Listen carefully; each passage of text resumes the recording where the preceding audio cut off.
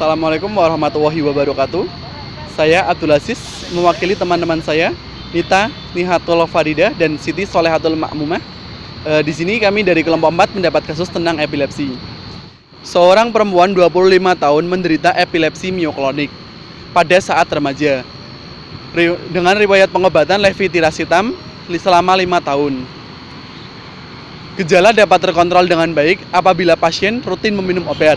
Akan tetapi pasien mengalami kejang kambuhan apabila lupa meminum obatnya. Saat ini pasien sudah menikah dan ingin hamil. Dokter dan apoteker berdiskusi mengenai pengobatan pasien. Penjelasan tentang epilepsi diantaranya ada patofisiologi, penyebab,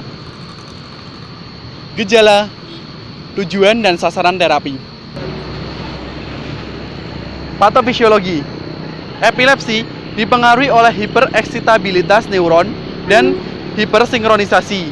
Awalnya selama kejang, sejumlah neuron mengalami hipereksitasi tidak normal. Dalam sinkronisasi menyebabkan kondensasi membran normal hambatan simpatik rusak. Dan rangsangan berlebih menyebar baik secara lokal sehingga menghasilkan lokal seizure atau secara general dan menghasilkan general seizure. Hipereksitabilitas dapat terjadi dari sejumlah mekanisme, diantaranya perubahan dalam jumlah, jenis, sifat biofisik, tegangan ion K+, Na+, Ca2+, dan Cl-. Penyebab epilepsi. Beberapa kejang terjadi akibat sistemik, racun, maupun metabolik seperti overdosis obat, alkohol, barbiturat, dan benzodiazepin. Atau neurologis akut seperti perdarahan otak, serta penyakit sistemik lain seperti hipokalsemia, hipoglikemia, uresemia. Beberapa pasien akan mengalami kejang hanya dengan dia mengalami demam. Gejala epilepsi. Kejang mioklonik dicirikan dengan waktu yang singkat. Kontraksi otot seperti syok umumnya disebut tersendak. Tersendak ini dapat terjadi sesekali ataupun beberapa kali. Biasanya tersendak hanya terjadi dalam beberapa milidetik. Umumnya gejala epilepsi mioklonik tidak mempengaruhi kesadaran atau biasanya gejala akan lebih parah jika terjadi pada malam hari sebelum tidur atau pagi hari setelah ia bangun. Tujuan dan sasaran terapi epilepsi. Tujuan dan sasaran dari terapi penyakit ini adalah pasien dapat hidup secara normal dan tercapainya kualitas hidup yang optimal. Harapan dari pengobatan ini adalah pasien bebas dari bangkitan dan bebas dari efek samping obat anti epilepsi.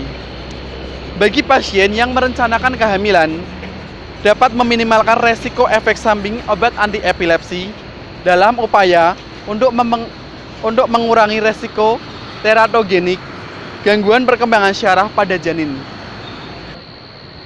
Konsep terapi pada kasus epilepsi wanita hamil.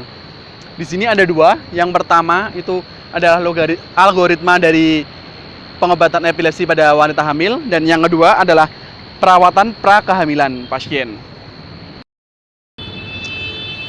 Algoritma dari pengobatan epilepsi pada wanita hamil.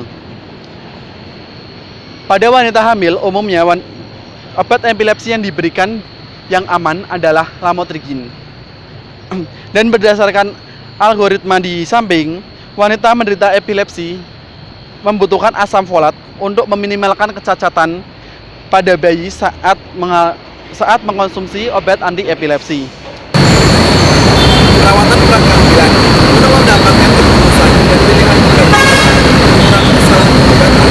Wanita menderita epilepsi dan pasangannya harus mendapatkan informasi dan konseling yang akurat tentang konsepsi dan kehamilan. Konsepsi. Pertama, sebelum kehamilan harus diberikan pemahaman yang jelas tentang resiko kejang dan yang tidak terkontrol dan kemungkinan teratogenik agent pada antikonvulsan. Kedua, kebanyakan ahli merekomendasikan asam folat dengan dosis tinggi antara 4 sampai 5 mg per hari. Itu 10 kali lebih besar daripada dosis profilaksis. Ketiga, Gunakan dosis efektif paling rendah suatu antikonvulsan sesuai dengan jenis epilepsi dengan tujuan untuk mencapai tingkat kisaran terapeutik sebelum pembuahan dan meminimalkan resiko efek samping pada bayi. Kehamilan. Pertama, sarankan pasien segera berbicara dengan dokter atau spesialis. Kedua, jelaskan pentingnya meneruskan pengobatan antikonvulsan bila hal ini diperlukan karena resiko jantung terkait kejang. Tiga, yakinkan pada pasien bahwa tidak ada bukti kabutnya kejang atau kronik yang mempengaruhi kehamilan dan perkembangan janin. Kecuali pasien jatuh dan mengalami cedera, maka harus berhati-hati melakukan aktivitas sehari-hari. Mekanisme dari obat lamotrigin mempunyai mekanisme kerja menghambat selektivitas tegangan sodium sehingga dapat menstabilkan membran saraf dan mengatur transmitter presinaptik pada kerangsangan asam amino seperti glutamat dan aspartat. Mekanisme dari asam folat. Asam folat atau biasa disebut dengan folic acid merupakan keluarga besar dari vitamin B yang larut dalam air.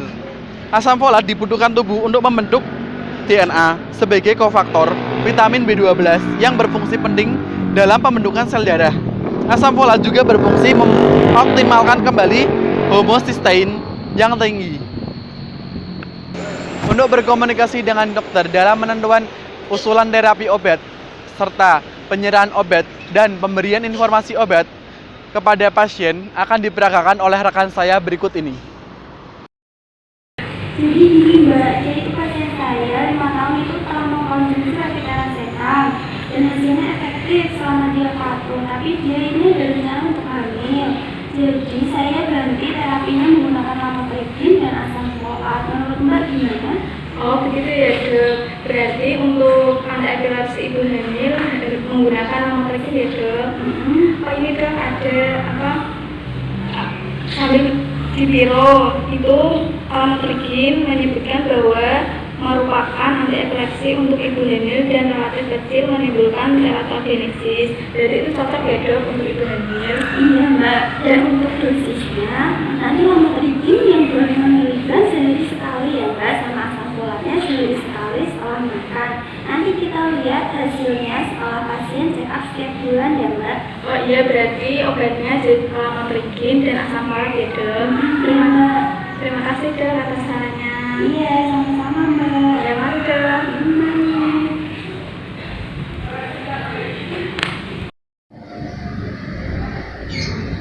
Pasien atas nama Ibu Ani. Iya Mbak.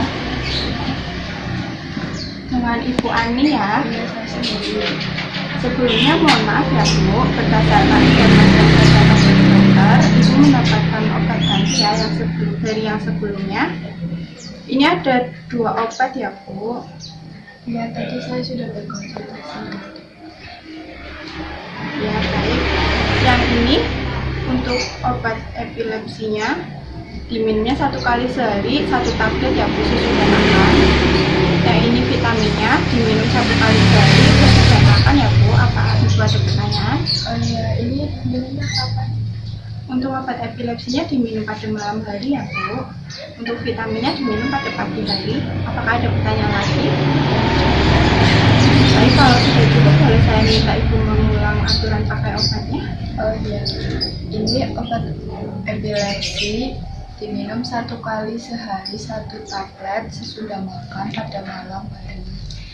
Vitaminnya diminum 1 kali sehari 1 tablet sesudah makan, diminum pada pagi hari. Baik, saya rasa Ibu sudah mengerti ya. Semoga lekas membaik ya Bu dan cepat kembali kasih. Demikian penjelasan tentang epilepsi dari kelompok kami. Apabila ada yang ingin ditanyakan, bisa ditanyakan di Google Classroom pada saat jam dan waktu yang telah ditentukan. Kurang lebihnya kami mohon maaf. Billahi taufiq wal hidayah. Wassalamualaikum warahmatullahi wabarakatuh.